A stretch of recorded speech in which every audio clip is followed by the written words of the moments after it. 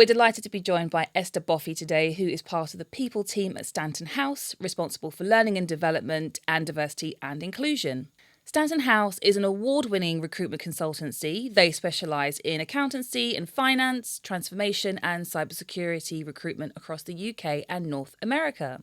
And today Esther is going to run through some questions with me, some quick-fire round questions, so we're going to just jump straight into it. Hi, Esther. Hi. Hi. Thanks for joining us today. Thanks for having me. Lovely to be here. Thank you. So I've got some quick fire round questions for you. Are you ready? I'm ready. Great. First question. What is neurodiversity? What is neurodiversity? Well, with a lot of things, diversity and inclusion, it can be a bit confusing. When we talk about neurodiversity, we really mean all of us. It's everyone. We're all different in our neurocognitive abilities.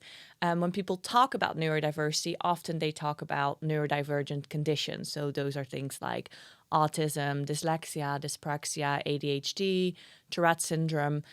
So those are people with a neurodivergent condition and can be called also neurominorities. But neurodiversity really is all of us. That's great. Thank you. Next question. Why should employers want neurodivergent talent? Great question. I think there's many reasons. When organizations come to Stanton House, they often want to know the business case. You know, why would we have neurodivergent people in the company while they might require additional adjustments? Overall, they're bringing a lot of additional extra skills. So this is, of course, good for performance. It drives your business forward. And it brings diversity of thoughts. It brings different ways of thinking about this. I also think there's always a moral imperative. You know, people with these types of conditions, they've encountered barriers throughout their life, and removing those is really just the right thing to do. The duality of this, I struggle with a bit. I think it should be a holistic approach to talent. You want everyone in your company to be in an environment where they can thrive, and that is good for business overall. And that's not different for anyone that's neurotypical or neurodivergent. That's great. Thank you. Can you provide some top tips for employers on attracting and recruiting neurodiverse talent? Absolutely. I mean, there's many top tips, so I'm going to have to pick a few. But I think looking at this, maybe breaking down the hiring process a little. At the start, I believe it's really about skills. You know, you want the right skills for the job, which sounds extremely logical in my view. But people struggle with this because we have biases and we have ideas in our head of what the right employee looks like. So taking that step back when you're writing the job description, you're writing the advert, what are really essentials to thrive in this job and what are nice to haves? A common example is communication skills. You know, we love to take communication skills as a reason why someone is good at a job. That's just simply not always true. So language is important as well. People might not want to disclose that they have a neurodivergent conditions, and that's their choice. So making them feel safe that they can and showing that you are an inclusive company can make a huge difference for them entering this hiring process. Also accessibility. Where are you advertising? How can the advert be read? What font are you using? And finally, how are you measuring skills that are needed for the role? You know, we are obsessed with interviewing. We think that's the way to really understand whether someone's right for a certain job. That's just simply not always true. So really think about how am I measuring skills related to the role. So helpful. Thank you. So I got a couple of more for you.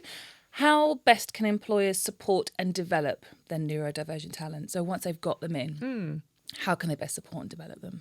Yeah, I love this question. I think often it's more about hiring, but actually, you know, what happens when you hire someone and then they come into an environment that's not set up for them to thrive? You know, they would leave. So it's so important to think about that, maybe even before you're hiring.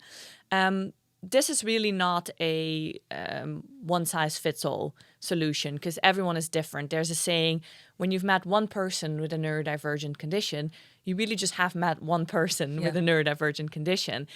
So again, safety, psychological safety, trust. Does your employee feel comfortable sharing with you? And creating that, I suppose, empathetic and inclusive environment means that, you know, you can avoid a lot of frustration.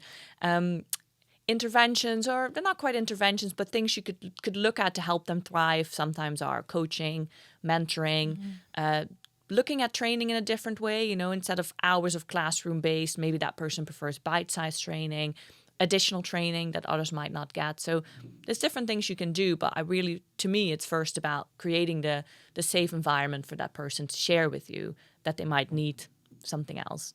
That's really good. It's really good. And it very much aligns with what we talk about in terms of psychological safety being really key to that sense of belonging and inclusion, which is great. That's lovely. Lovely answer. Thank you. Okay, final question. What unique qualities do neurodiverse talent or neurodivergent talent bring to the workplace? Many, but again, you can't really have one profile of one person, as we said already before. So I think here also it's important to remember that when someone has one neurodivergent condition, very often they have another or even two others. So there's different profiles of people. There's also acquired neurodiversity, which might onset later in life or might become more challenging after an accident or an incident. So, these things change over time. Research has identified a couple of, I suppose, traits that a lot of neurodivergent individuals share. And those are things like creativity, that ability to really think outside the box and see things a little bit differently, high empathy, high analytical skills. So I think it's not strange that actually recently a lot of entrepreneurs have come out to say, actually, I do have a neurodivergent condition. And it kind of shows that, it's really quite exciting to build an environment where these people can thrive and it can bring you so much. That's great. Thank you. Thank you so much for doing that rapid, quick fire round of questions. Thank you. Not at all. It's been great. Thanks so much. Thank you very much. Thanks for having me.